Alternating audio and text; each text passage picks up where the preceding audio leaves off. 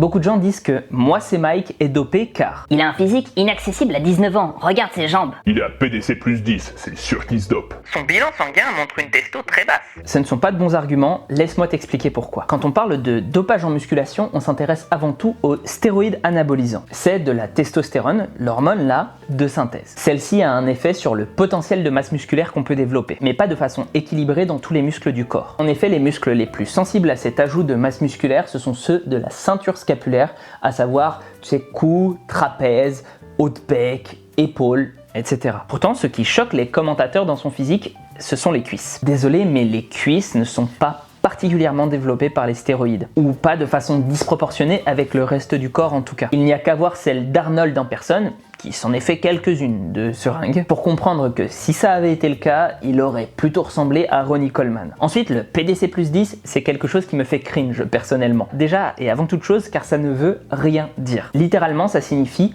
poids du corps plus 10 kg. Et non, son poids du corps, il est à son poids du corps. Il n'est pas à plus 10 kg. C'est son poids du corps. Mais bon, en réalité, ce que les go-muscu veulent dire par là, c'est qu'en fait, il est à taille moins 100, donc en centimètres, tout ça, plus 10 kg. Je t'explique. Sachant que Mike fait 1m76, on convertit en centimètres 176 cm, moins 100, ça fait 76. Il faudrait qu'il soit à 76 kg pour être à taille équivalente à poids du corps. Sachant qu'il est à 86 kg, il est donc à taille plus 10 kg. Enfin à PDC, comme ils disent, plus 10 kg.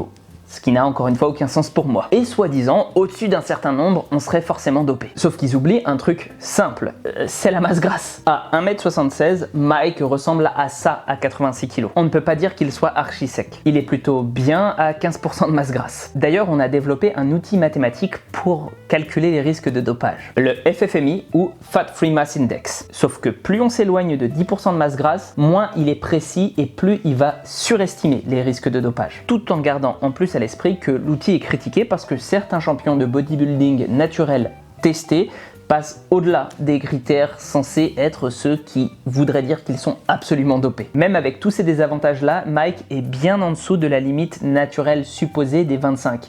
Il est à 23,5. Parlons maintenant de son fameux bilan sanguin. Mike fournit une prise de sang où l'on voit sa testostérone libre. Et un gars a fait un TikTok où il interprète ça en disant « Non mais c'est sûr, il est dopé ». Son argument principal c'est « Donc la testo libre est à 10,1 pour une norme entre 5,4 et 40. Donc 10 c'est vraiment très très faible. Pour le physique qu'il a, écorché, le bien-être, il a l'air de sentir plutôt bien le gamin, tu vois. » Ce qu'il faut comprendre, c'est que le dopage, quand on arrête, on a un certain temps de relance durant lequel on produit moins de testostérone.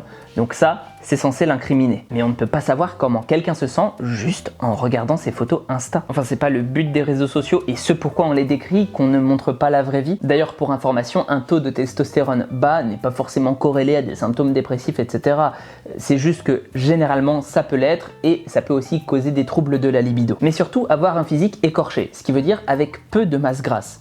Ben ça, c'est plus susceptible de faire tomber les taux de testostérone. Exemple simple, vous savez combien de temps il faut pour un bodybuilder amateur de 26 ans pour se remettre d'une compétition de bodybuilding? Une compétition où il passe, durant sa phase de préparation, de 15% de masse grasse à peu près 5. Il faut environ 6 mois, ça a été étudié scientifiquement. Son rythme cardiaque a baissé d'environ de moitié. Il est passé de 53 à 27. Sa testostérone a été divisée par 4, de 9,22 à 2,27 nanogrammes par millilitre. Être sec fait baisser la testo. Et c'est pour ça que tout le monde ne reste pas sec à l'année. La réalité, c'est que l'essentiel des gens ne comprennent rien aux analyses sanguines. Et du coup, qu'on peut leur faire prendre des vessies pour des lanternes. Un seul test sanguin sans attention particulière à l'antidopage, ça n'a pas vraiment de valeur. Je vais t'expliquer un phénomène qui met la lumière sur pourquoi on a besoin de plusieurs tests. La régression à la moyenne. En statistique, la régression vers la moyenne décrit le phénomène suivant.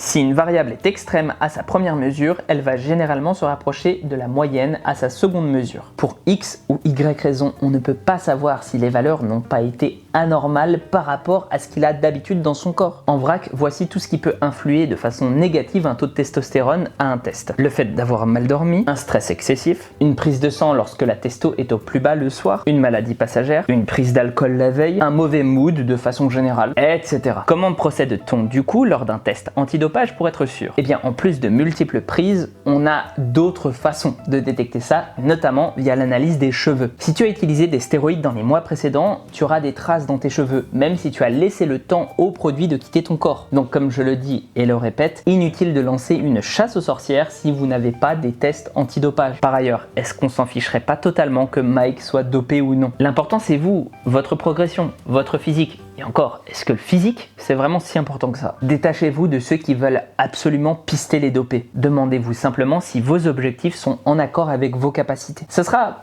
beaucoup plus productif.